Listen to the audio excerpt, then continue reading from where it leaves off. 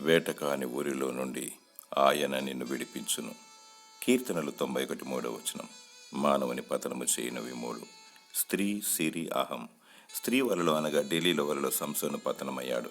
సిరి అనే ఊరిలో ధనవంతుడు పాతాళంలో యాతన పడుచున్నాడు. హేరోదు అహంకారముతో విర్రవేగి పురుగులు పడి చనిపోయాడు. దురాశ పాపము కనును, పాపము పరిపక్వమగును. పాపమునకు వచ్చు జీతము మరణము. ప్రేమ మోజులు పడి నీకు నీవే సమస్యను కొని తెచ్చుకుంటావు.